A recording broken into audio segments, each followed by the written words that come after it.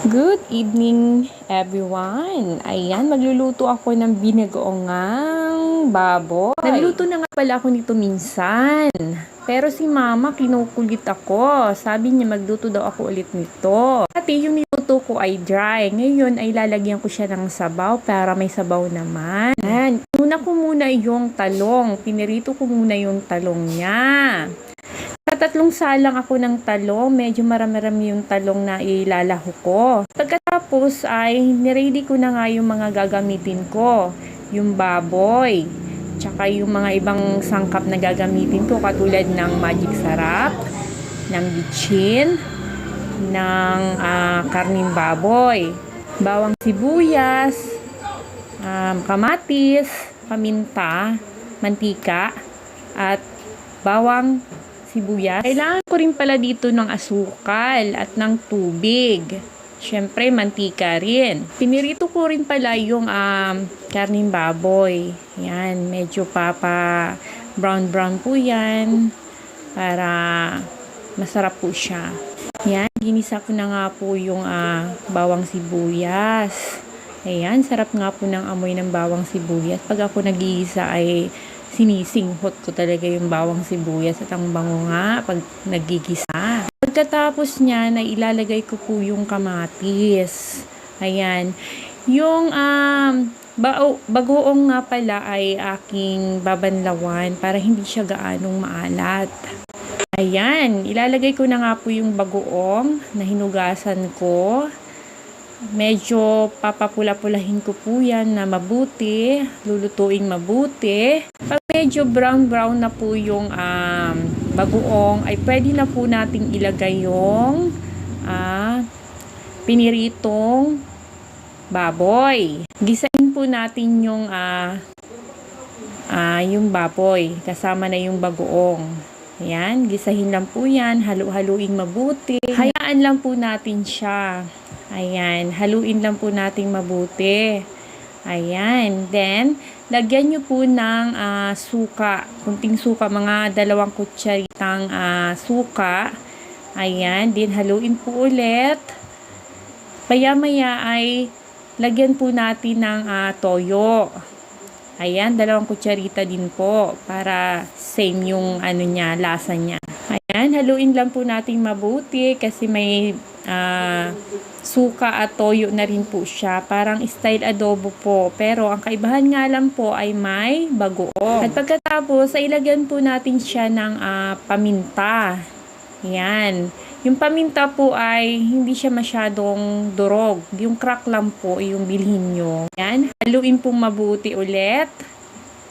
At mamaya po ay lalagyan po natin siya ng tubig. Ayan, nilagyan ko na nga po siya ng tubig, mga kalahati baso ng tubig. Then, halu-haluin po siya ulit at tatakpan po natin siya.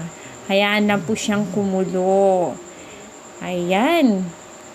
Binuksan ko na nga po at maya-maya ay lalagyan ko po siya ng asukal. 1 kutsaritang asukal. Pambalanse po yan ng lasa ng iyong niluluto. Ayan, pagkatapos niyan ay takpan po natin siya. Hayaan lang po natin kumulo ng kumulo po yan hanggang lumambot yung karne at magmix na po yung mga sangkap na nilagay mo. Ayan, hayaan lang po natin siyang kumulo ng kumulo at takpan. Ayan. Ayan, kumulo na nga po siya. Ayan, binuksan ko na nga po at haluin ko pa rin po ulit. At maya-maya ay ilalagay ko na po yung pinirito kong talong. Ayan, ilagay na po natin siya. Isa din po yan sa nagpapasarap sa binagoongan, yung piniritong talong. Yan, nakamix na po siya sa aking niluluto. Ayan, halu-haluin po siya ulit. At huwag hahayaang madurog yung talong.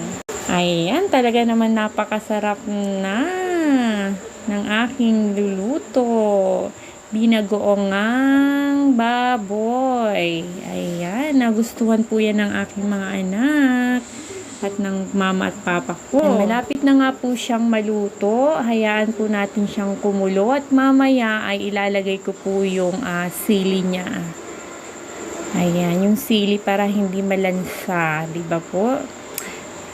Alam nyo ba, sarap na sarap yung mama ko dito sa binagoongang ito. Lagi niya nire-request to. Ayan, nilutuan ko na nga po siya ngayon. At bumili siya ng kusa ng baboy. Ayan, nilagay ko na nga po yung sili niya. Yan po yung pinakalas na ilalagay natin sa pork binagoongan. Sabi ko nga po sa una ay may sabaw po siya.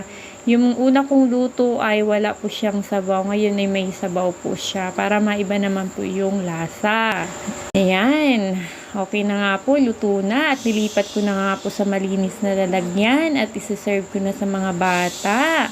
At naka-ready na po sila sa sala. Doon po kami kumakain.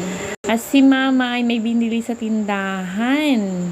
At hinihintay namin. Hindi makapaghintay yung mga bata at si Papa gusto nang kumain. Mauna na daw sila. Nagtimpla pa nga po ako ng pineapple juice para sa mga bata.